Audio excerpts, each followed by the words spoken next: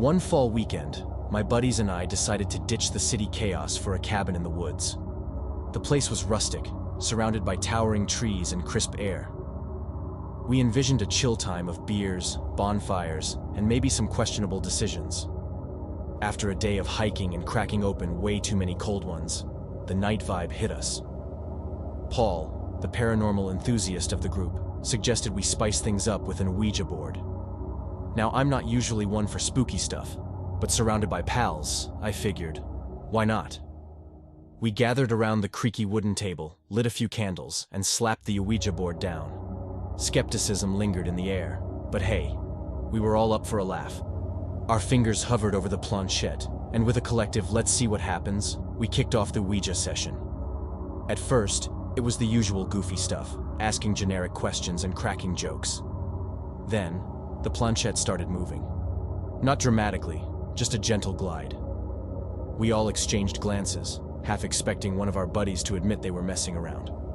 But no one fessed up, and the Ouija kept doing its thing. The questions got a bit more personal. It spelled out names from our past, dug up old inside jokes, and even recalled that embarrassing thing Greg did at a high school party. Now, that got our attention. As the Ouija revealed more about our shared history, the vibe shifted. The cozy cabin suddenly felt a bit too quiet, and the laughter took a backseat to an unspoken unease. It was like the Ouija had become a spotlight, shining on the truths and secrets we'd stashed away. Without warning, the atmosphere grew heavy. We weren't talking about ghosts or demons, just our own skeletons, things we'd never voiced but apparently couldn't keep buried. It felt like therapy with a side of spook. By the time we wrapped up the session, the energy in the room had changed. We were all thinking, what the heck just happened? The next morning, the cabin's charm was replaced with a lingering weirdness. We joked about it, but that unspoken tension stayed with us. We left the woods behind, but the memory of that Ouija board hangout stuck. It wasn't a Hollywood horror scene, but the realness of confronting our own pasts and secrets gave us all a bit of a shake. Turns out, sometimes the eeriest moments aren't about things that go bump in the night, but the stuff we've tucked away in the shadows of our own minds.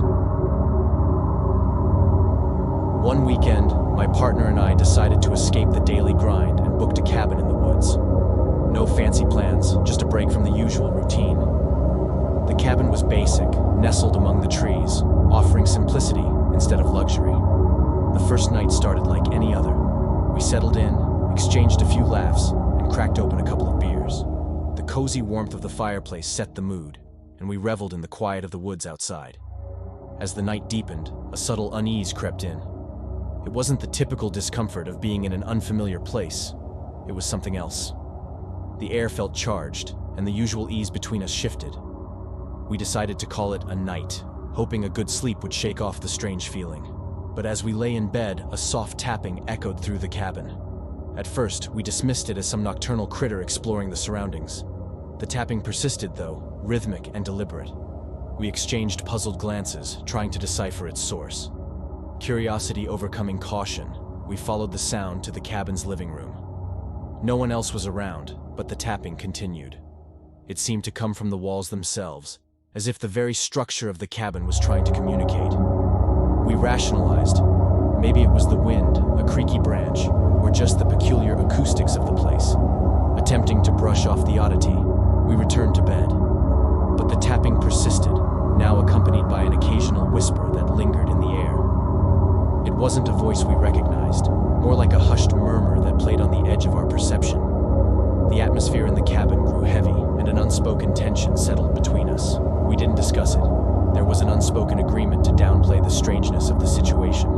In the morning, we woke up to the usual serenity of the woods.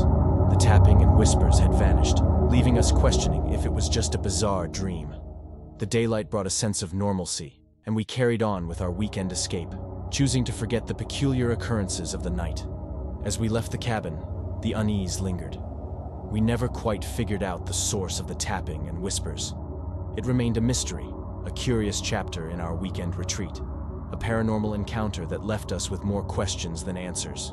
To this day, when we reminisce about that cabin in the woods, the memory of that strange night surfaces. A shared glance, a subtle acknowledgement, and the unspoken understanding that sometimes the line between the natural and the supernatural can blur in the quiet depths of the forest.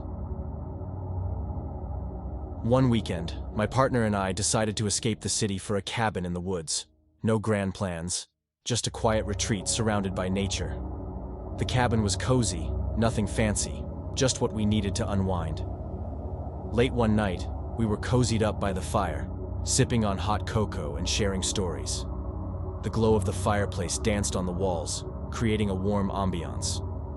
We were in that peaceful state between conversation and drifting off to sleep when things took an unexpected turn. I noticed a faint noise outside, like a rustle in the bushes. Ignoring it, I continued chatting, but the sound persisted. Curiosity got the better of us, so we decided to check it out. As we approached the window, we both froze. There, just beyond the glow of the porch light, was a man. His silhouette was eerie against the darkness, and he stood perfectly still, as if he sensed our gaze. It wasn't a friendly neighbor out for a midnight stroll. This was someone out of place, and the hairs on the back of my neck stood up. We exchanged uneasy glances, unsure of what to do. The man just stood there, staring at us through the window. It felt like a scene from a suspense film, the kind that makes your heart race and sends shivers down your spine. In that moment, fear replaced the calm of the cozy cabin. We moved away from the window, whispering about what to do next. Calling the authorities seemed like a rational choice, but the cabin was nestled far from immediate help, and our minds raced with worst-case scenarios. As we debated our options, the man outside took a step closer to the window. That's when panic set in.